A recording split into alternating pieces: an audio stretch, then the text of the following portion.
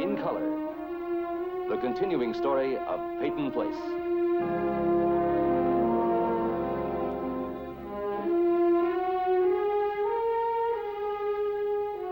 Starring Dorothy Malone as Constance Mackenzie, Ed Nelson as Michael Rossi, Ryan O'Neal as Rodney Harrington, Barbara Parkins as Betty Anderson, Tim O'Connor as Elliot Carson, Christopher Connolly as Norman Harrington, Patricia Morrow as Rita Harrington, James Douglas as Stephen Cord.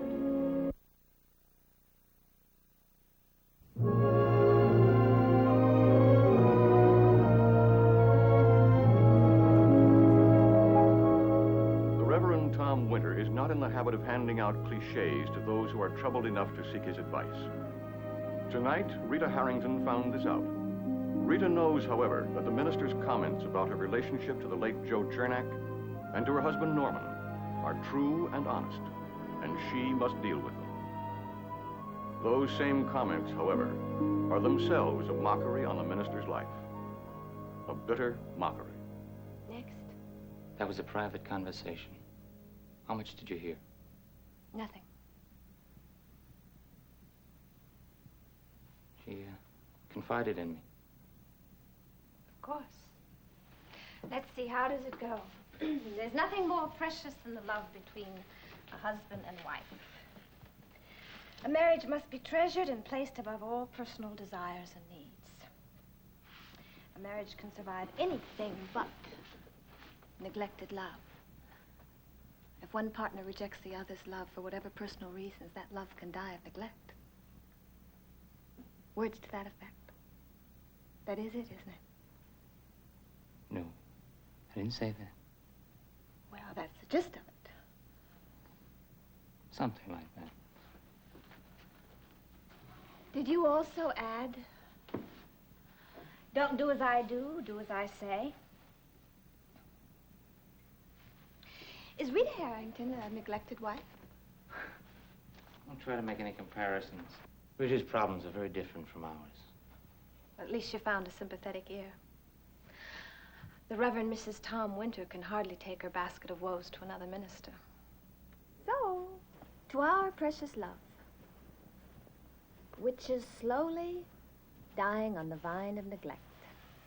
And being buried under a mountain of recriminations. Touché.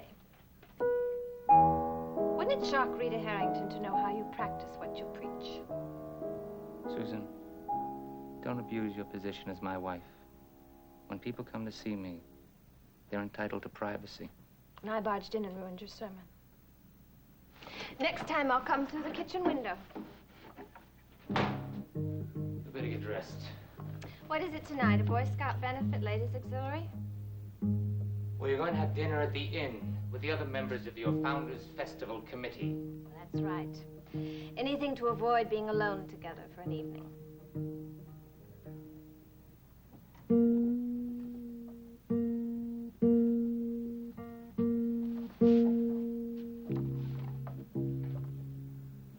Why don't you get dressed? I'm not going. What do I tell them? Well, you can tell them anything you want. Even a poor excuse is better than having your wife disgrace you publicly by taking one drink too many.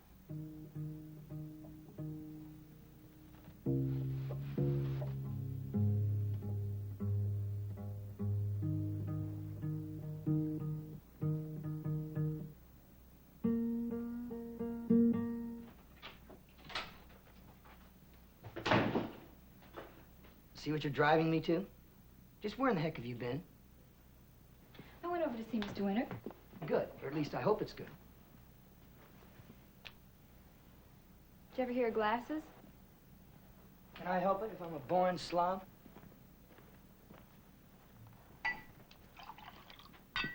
Come on, don't hog my moo juice.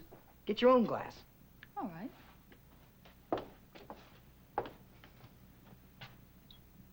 You know, Mr. Winter's a very direct guy.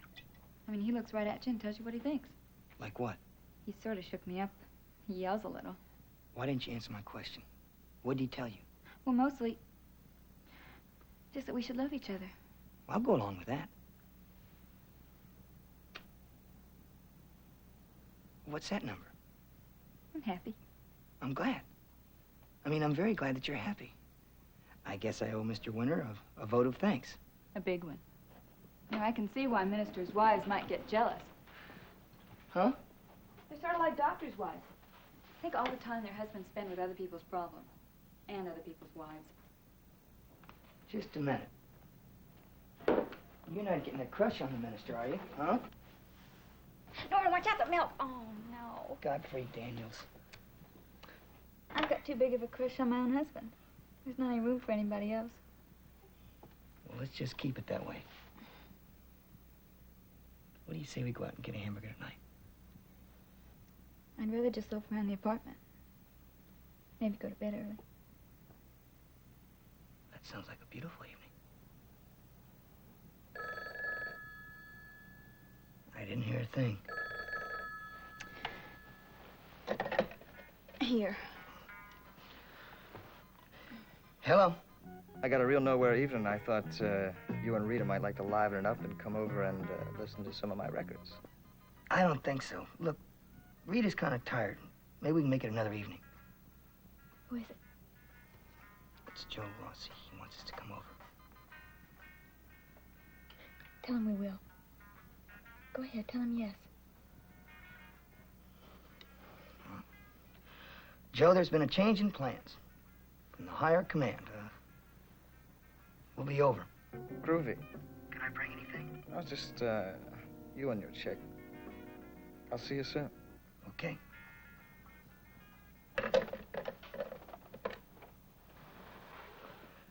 Well, no hamburgers. Unless you want to share them with the guy that usually runs your appetite. What gives? I'm trying to follow Mr. Winter's advice. Yeah, he said that we should love each other. When did Joe Rossi get into the act? Well, Mr. Winter also said that I should face my ghosts and not run away from them. It's all part of loving, you know, the right way. Okay. Let's go.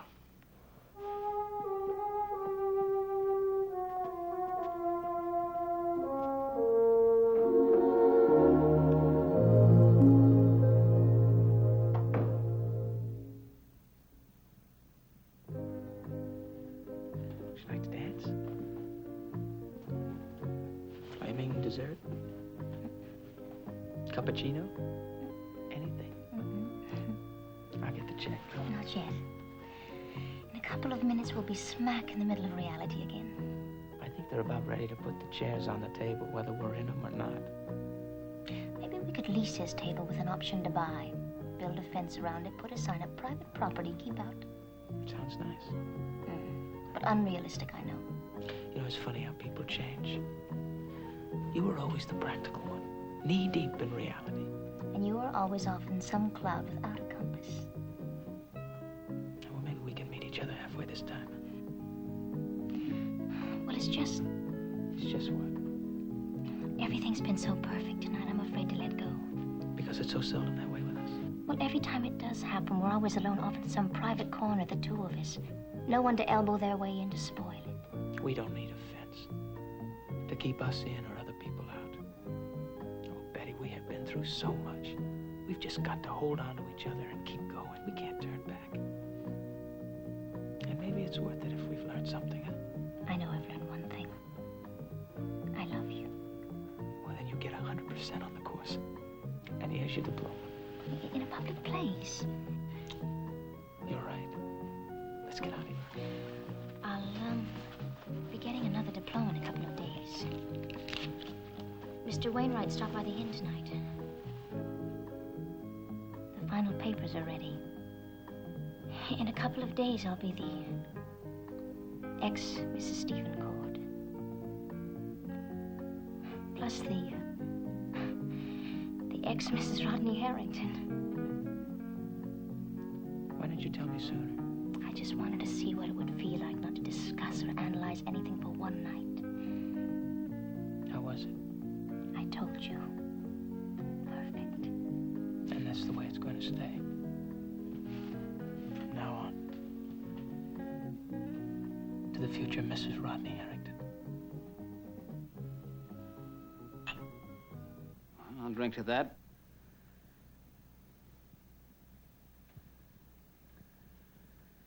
sure you won't join me? No, thank you. Well, I guess it's only fitting that a man should drink to his divorce alone. Oh, I forgot. You never touch it when you're on duty. It's a courtesy, Stephen. I'm Mrs. Cord's attorney. Just thought you'd like to know. Oh, well then, to your courtesy, Mr. Wainwright. Now, let's see, what else can we drink to? Oh, sure, we'll drink to my grandfather, to his courtesy. Sure, for getting you to scurry right on down here with the good news. I'd like to think it's the alcohol that makes you so rude, Stephen. Don't just drop the bomb and run. Stick around, wait for the explosion. Good night. What's the matter, John? You're not wearing the old man's victory very well. You feel a little uncomfortable being the bombardier? It's a routine matter as far as I'm concerned. You know, that's the one thing lacking in you. No imagination. You know, a lawyer without imagination is like peanuts without salt, pro without con, Betty without Rodney. You know, can't you see what that old man's accomplished? In one big, fat, masterful stroke, he has continued his dynasty, and he's paid me back for being his daughter's, what's the term? Love child. Yeah. Only there wasn't much love involved. This isn't necessary. Oh, look, am I embarrassing you? No, this is common knowledge. Very common. Well, I'm sorry that I Oh, can't... no, don't be. No, I'm out of it. No, throw a little sympathy Rod and Betty's way. You see, they're dancing on the end of Grandfather's string now. And for a dying old man, he just never gets tired of watching his puppets perform. Now, Mr. Peyton may have desired your separation from Mrs. Cord, but he did not manipulate it.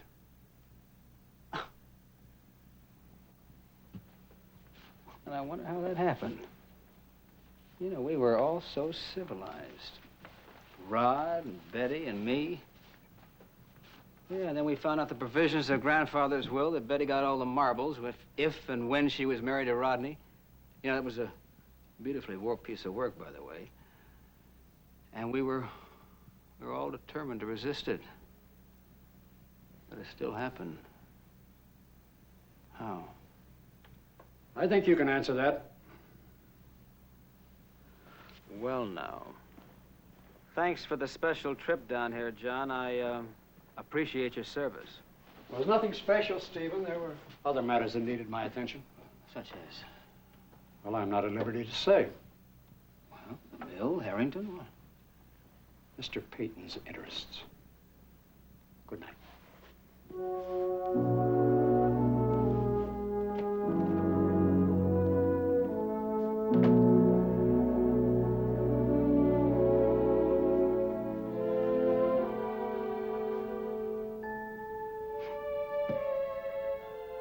Mr. Peyton's